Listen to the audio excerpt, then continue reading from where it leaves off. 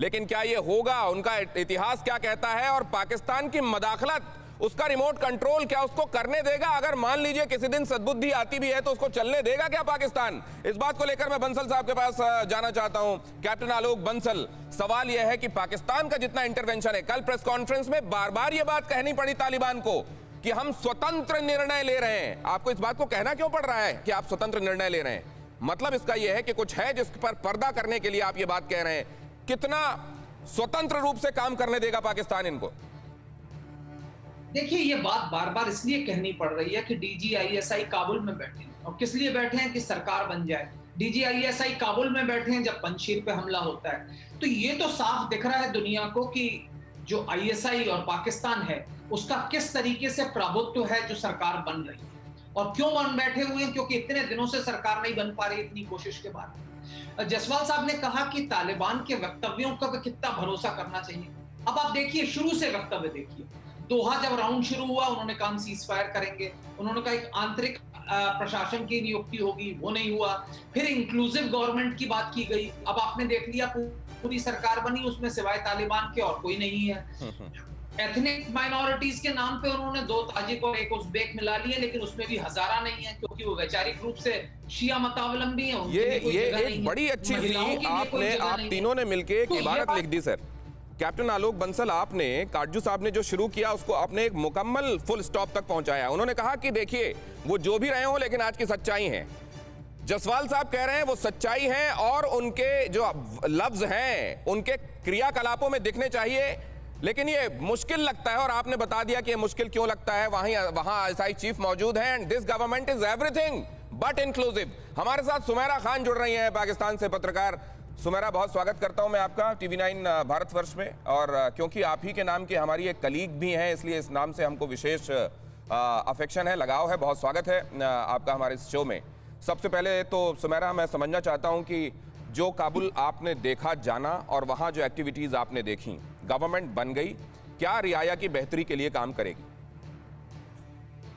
Thank you very much for inviting first of all. और जहां तक काबुल की हुकूमत का ताल्लुक है, मैं शुरू दिन से एक ही बात करती आ रही हूँ। जब मैं वहां पर गई हूँ फॉल ऑफ काबुल के अगले दिन भी, और अभी तक, अभी शायद मैं अभी एक ब्रेक पर हूँ, वापस पाकिस्तान आई हूँ, परसों शायद मुझे दोबारा जाना पड़े।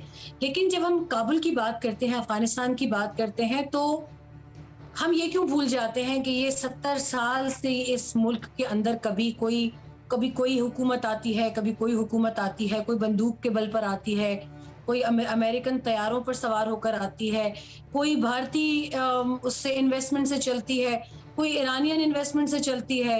इससे इनकार तो नहीं है ना किसी हकीकत से। क्या कोई ये कह सकता है कि आज तक वहां पर भारतीय प्रॉक्सीज नहीं थी?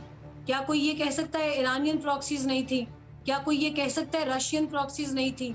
क्या कोई ये कह सकता है कि पिछले 20 बरस में जो वहां पे हुकूमतें आती रही हैं 3 इलेक्शंस में, क्या वो इलेक्शंस शफाफ थे? क्या आप गारंटी लेते हैं? मैं हमेशा एक बात करती हूँ कि खुदा के लिए अफगानिस्तान की जान छोड़ दीजिए, सब छोड़ दीजिए, उनको अपने फैसले खुद लेने दीजिए।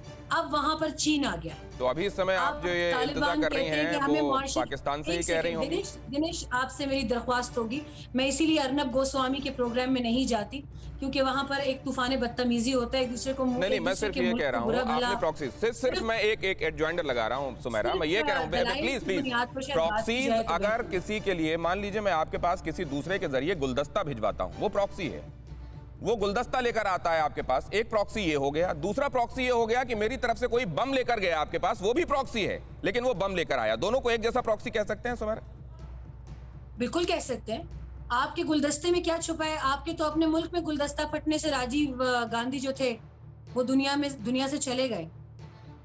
चीजें हैं ना, क्या हम माजी को इग्नोर नहीं कर सकते? क्या आप माजी की तल्ख चीजों को सिर्फ इसलिए निकाल सकते हैं कि वो हमें पसंद नहीं है?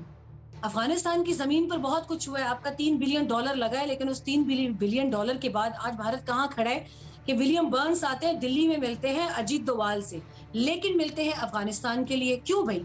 आप दोनों जाए ना, अफगानिस्तान में बैठकर बात कीजिए।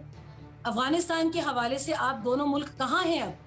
अभी चीन और रूस को वहां पे खुली जमीन मिल रही है, वो कह रहे हैं हम पैसा भी देते हैं, मुआशियात भी देते हैं, आपकी इकोनॉमी को भी हैंडल करते हैं। न्यूज़ टॉप 9 रोज सुबह 7 बजे और शाम 7 बजे सिर्फ TV9 भारतवर्ष पर।